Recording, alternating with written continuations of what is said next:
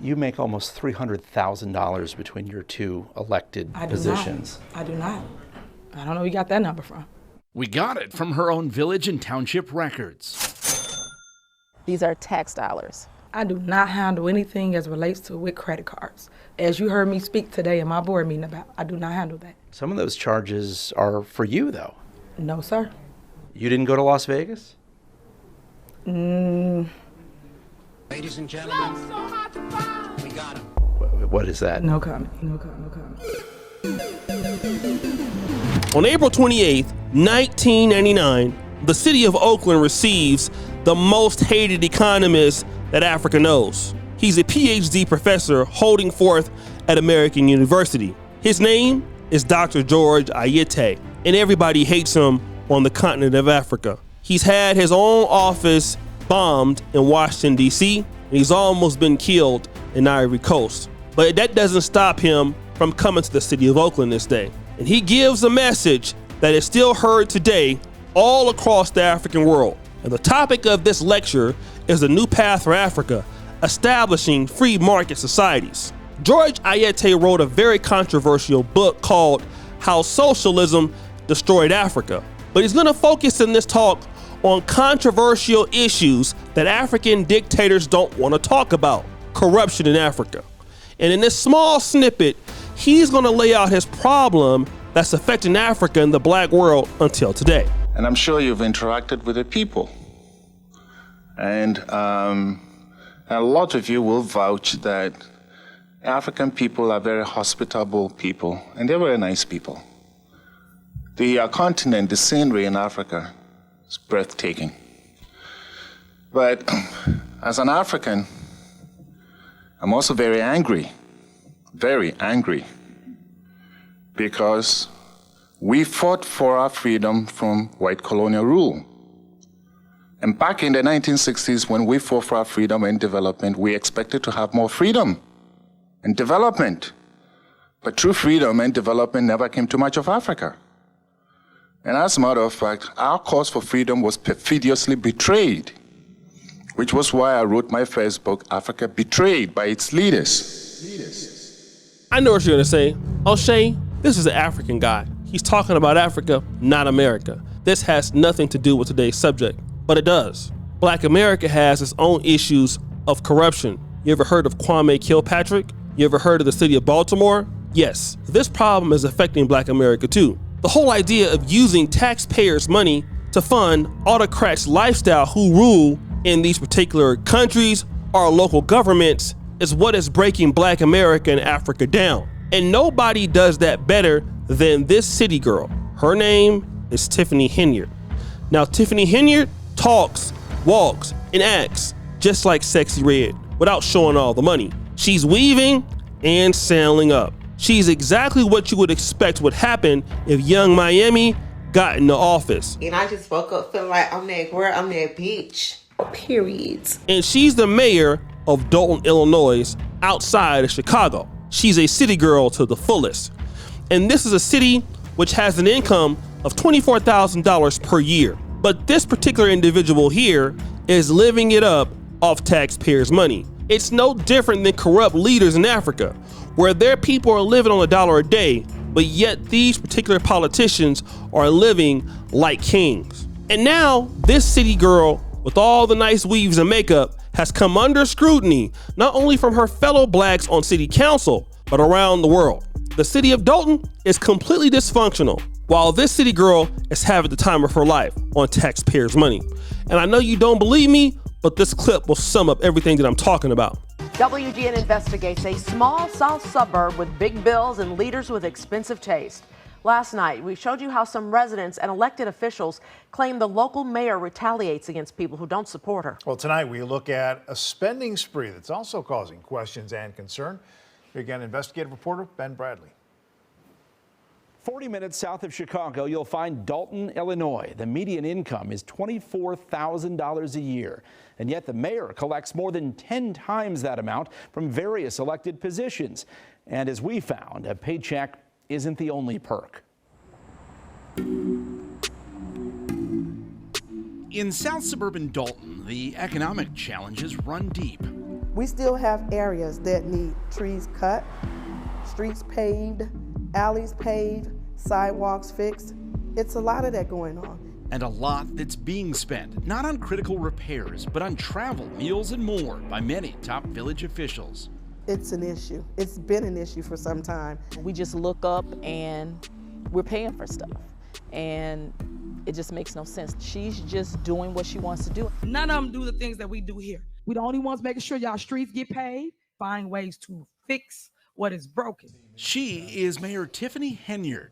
But then they running y'all, tell y'all this little fictitious story. Would you like to just do an interview with me? Yeah, I got you. Well, let's go. I mean, In addition to leading Dolton, she also serves as supervisor of Thornton Township. You make almost $300,000 between your two elected positions. I do not. I don't know where you got that number from. We got it from her own village and township records. These are tax dollars. So is the money being spent on village credit cards. WGN Investigates obtained copies of statements that reveal village officials have spent more than $24,000 at restaurants in just 1 year, including this Midlothian barbecue joint and a South Holland sub shop.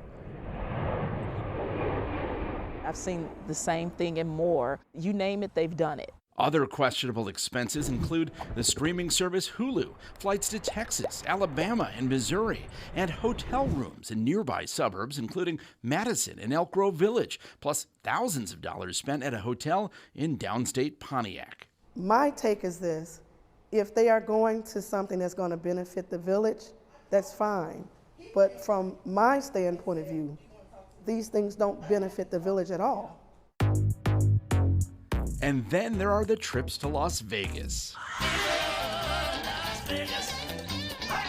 Mayor Henyard and other top officials traveled to Sin City in May to attend a shopping center conference.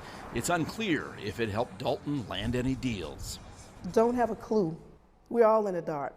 Not only are the residents in the dark, but the trustees are also in the dark as well. I do not handle anything as relates to with credit cards. As you heard me speak today in my board meeting about, I do not handle that. Some of those charges are for you, though. No, sir. You didn't go to Las Vegas?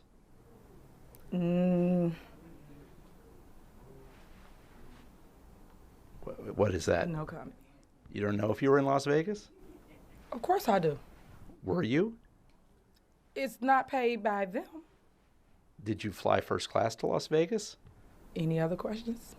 Actually, yes. The credit card records do shed some light on tax dollars spent at several restaurants near the Strip, including Cafe Hollywood and Hot and Juicy Crawfish.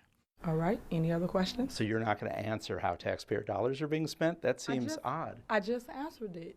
What do you mean? I just answered your questions. You said you wouldn't answer about Las Vegas. You asked me a question and I responded. So any other questions you may have? They may have signed up for a conference, but they never bring anything back. So we have no idea why they go to these trips. Remember, we mentioned Henyard was also supervisor at Thornton Township. WGN Investigates obtained copies of that agency's credit card statements as well. They show township taxpayers also spent money on the Vegas trip, on everything from steak dinners to hotels, and $3,741 just on Henyard's round-trip flight. But I shouldn't have to sit up here and break all this down. When trustees refused to pay a big block of bills this week, the mayor accused them of putting vital city services in jeopardy. We need receipts to understand what's going on. We couldn't help but notice the red hat perched in front of Mayor Henyard throughout the meeting. It's from the Bubba Gump Shrimp Company, which, by the way, was apparently a stop on the Vegas trip. $303 billed to Thornton Township taxpayers. We just feel lost, and we just want the powers that be to step in and say, hey, you know, something's got to give. Is there anybody else? I just want to be clear. Anybody else after that? Is that it? That's it? We sought specifics from Dolton and Thornton Township about these credit card charges, expenses, and how they benefited taxpayers, but received no clarity. Mayor Henyard invited us to come back to Dolton and the township to showcase upcoming turkey giveaways, senior programs, and plans for an ice rink. Proof, she says, that she lives up to her moniker, the People's Mayor. Ben Bradley, WGN Investigates. This episode is not about taking a shot at black female politicians, because you have black female politicians who are unhappy with her rule. This is to take a shot at the incompetence of black leadership. And we've seen it from both black women and black men. What about the former city of Chicago, Lori Lightfoot, who the city just couldn't wait to get rid of? Of course, a Democrat. And this lady, who was taking all the money from Dolton and going to Las Vegas, having an attitude with reporters, asking pretty good questions, and even threatening her own city council for opposing her. That is because black leadership is a joke. And as long as you look the part and act the part, you also can get into office and ruin the rest of black America. And to be a city girl is one thing. Go be a rapper. Go be Sexy Red. Go do something else and at least make money for the hip hop label or your own independent label. But to be the mayor of Dolton, Illinois, and use taxpayers' money, many of these people who are poor and who are black, both black men and black women, leaves a lot to be desired, young woman. And this is the situation that we're talking about in the black community overall. The reason is this: a lot of people want to be leaders, but forget that leadership is all about sacrifice. When you say you want to be a leader, you're saying that you're willing to sacrifice. But too often in the black community, when we see leaders, they want the people to sacrifice for their living situation, for their advancement. Everybody has to suffer so they can live. That's what it is. So instead of them being Jesus Christ as a leader, we all become Jesus Christ as a leader. We die as a community so they can live. So my advice to black leadership, and I'm talking about, everybody in the black world, Pan-African world, African black world, if people need to die so that you can live, you are not a leader. Let somebody who wants to be a leader and do the right thing for the people take that position. Obviously, you don't want it. If you want to make a lot of money, it's called being in the private sector. Go out there and sell sandals or sell weaves. And I can't even discredit Sexy Red, because at least what she's doing is making her own money. When she goes out there and become pregnant and twerk, it's bad and it does look terrible, but at least taxpayers' money don't get dwindled in the system. I wish I could say the same thing for this young lady who loves to get all the weaves and sandals based off poor people in her city. So guys, what do you think? It's your boy, O'Shea Duke Jackson, back at it again with another episode of The Celebrity Junk. Appreciate you for all that you do. Subscribe to the bell. We're out.